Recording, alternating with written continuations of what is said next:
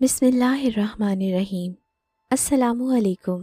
کہانی محل میں خوش آمدید ناظرین، آج میں آپ کے لیے انتہائی خوفناک، سنسنی خیز اور دلچسپ کہانی لے کر آئی ہوں۔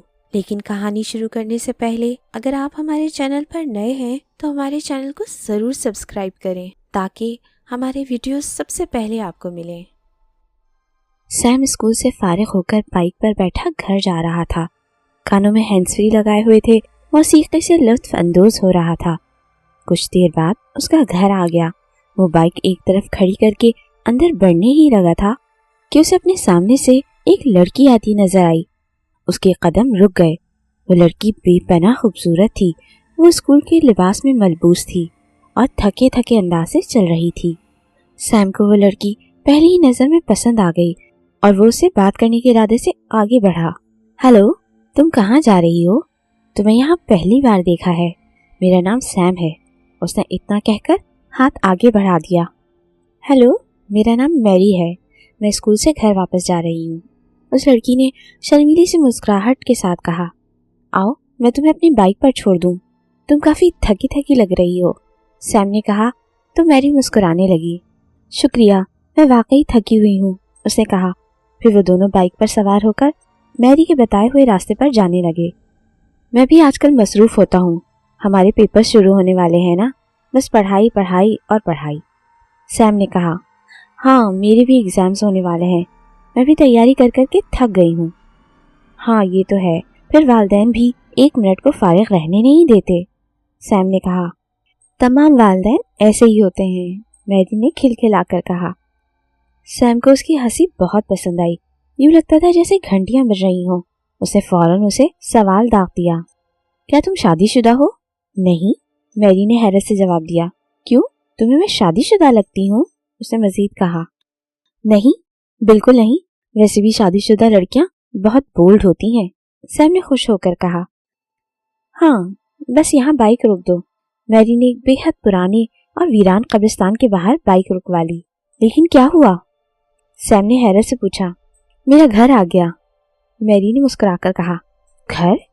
یہاں تو قبرستان ہے، سیم نے حیرت سے پوچھا۔ حیران مت ہو، میرا گھر قبرستان کے آخر میں ہے، وہاں تک جانے کے لیے قبرستان سے گزرنا پڑتا ہے، میری نے بتایا۔ کیا واقعی؟ سیم نے سر کھجاتے ہوئے پوچھا۔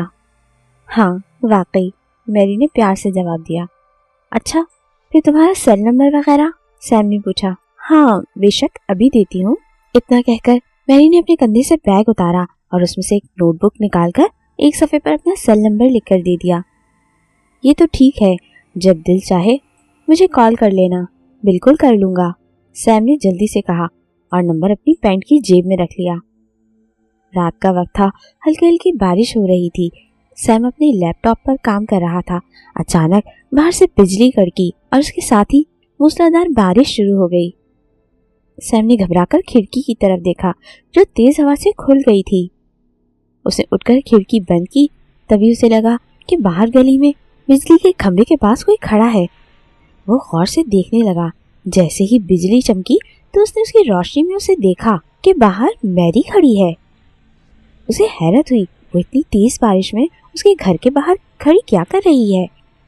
اسے سوچا اسے اندر بلا لیا جائے۔ اسی خیال کے تحت وہ جلدی جلدی گھر سے باہر آ گیا، لیکن اب جو اس نے دیکھا تو وہاں کوئی بھی نہ تھا۔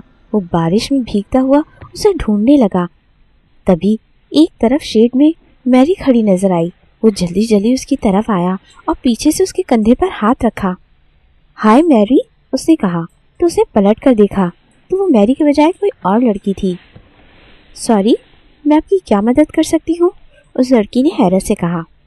معاف کرنا، میں تمہیں کوئی اور سمجھا تھا، سیم نے شرمندگی سے کہا، اور وہ گھر کے اندر چلا گیا۔ وہ حیران تھا کہ آخر میری کہاں چلی گئی۔ اسے پورا یقین تھا کہ اسے میری کو ہی دیکھا ہے۔ بہرحال اس خیال کو جھٹک کر کپڑے تبدیل کر کے وہ سونے کے غرض سے لیٹ گیا۔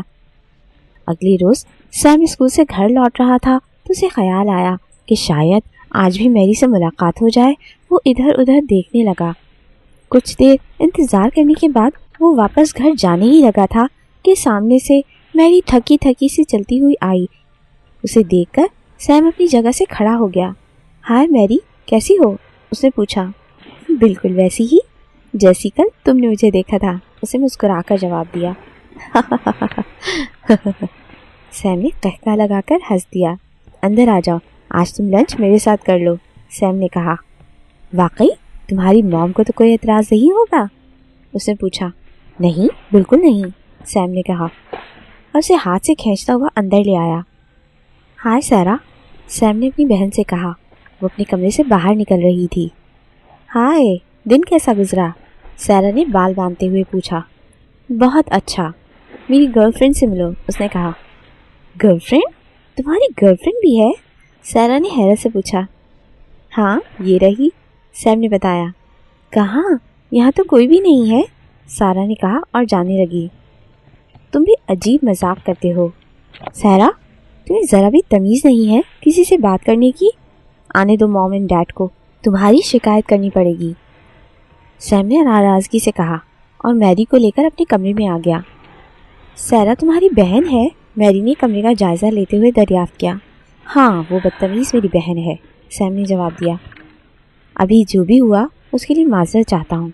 कोई बात नहीं, मैरी बोली। अच्छा, तुम आराम से बैठो, मैं तुम्हारे लिए खाना लेकर आता हूँ, सैम ये कहकर उसके लिए खाना लेने चला गया। रात के वक्त सैम के सबसे बेहतरीन साथी रॉनी ने उसे फ़ोन करके क्लब में बुलाया। सैम ने पूछा कि मैरी को भी बुला लिया जाए। उसे फ़ोन करके मैरी को बुला लिया और फिर दोनों साथ मिलकर नाइट क्लब पहुँचे। सैम अपने दोस्तों से मिलने लगा जबकि मैरी एक तरफ बैठी रही और फिर म्यूज़िक पर डांस करने लगे। सैम भी मैरी को साथ लेकर डांस करने लगा। रॉनी समेत सारे लोग उसका मजाक उड़ाने लगे। सैम को बहुत गुस्सा आया।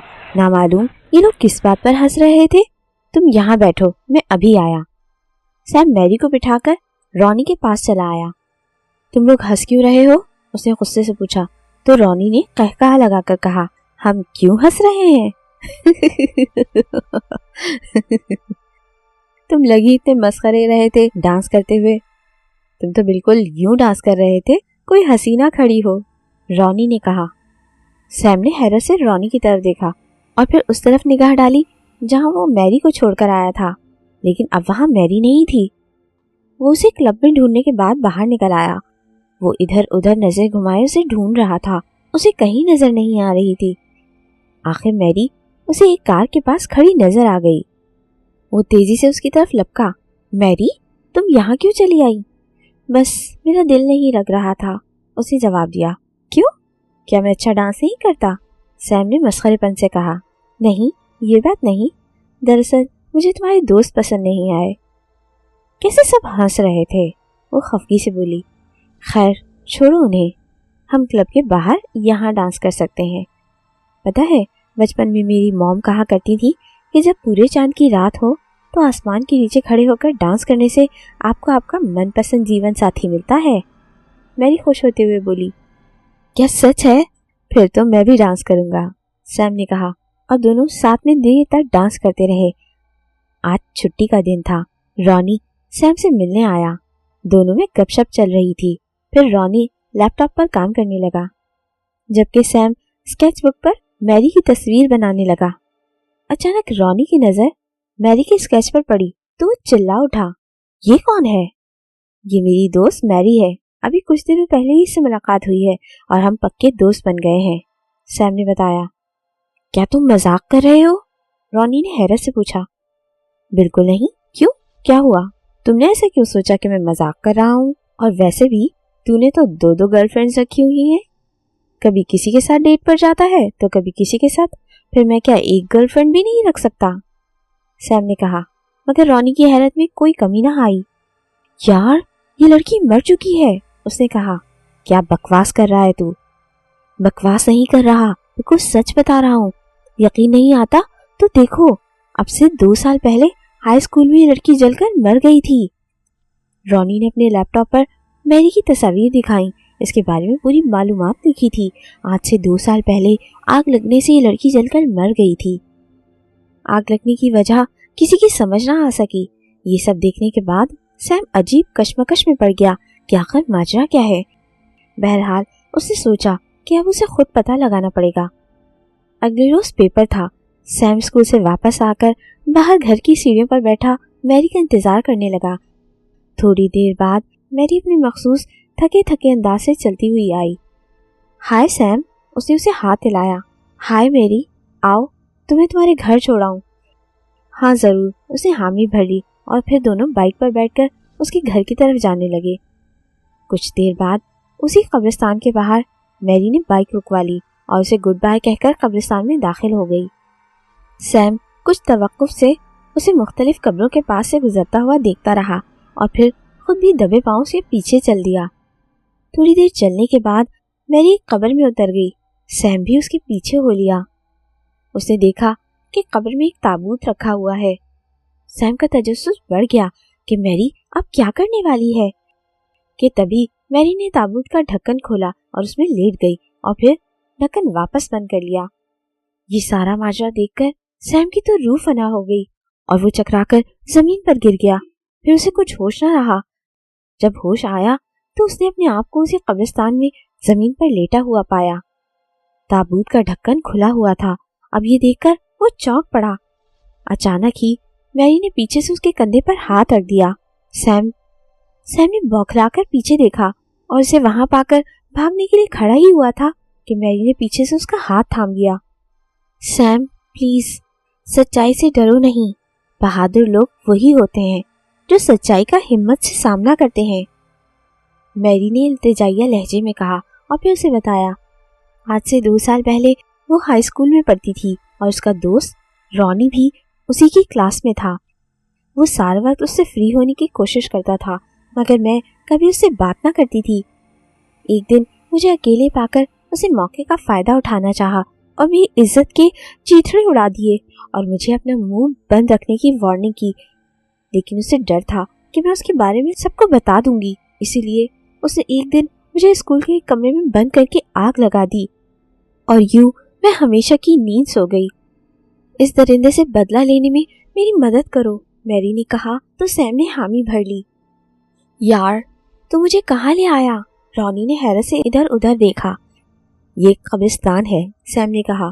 یہ تو میں بھی دیکھ رہا ہوں، لیکن یہاں لا کر کیا دکھانا چاہتا ہے؟ رونی نے پوچھا۔ میرے پیچھے آؤ۔ سیم نے اسے پیچھے آنے کا اشارہ کیا اور اسے لے کر میری کی قبر میں آ گیا۔ یہ سب کیا ہے؟ رونی نے وہاں تابوت کو رکھا دیکھ کر حیرت سے اس کے بارے میں پوچھا۔ ابھی پتہ چل جائے گا۔ میری باہر آ جاؤ، تمہارا قاتل آ گیا ہے۔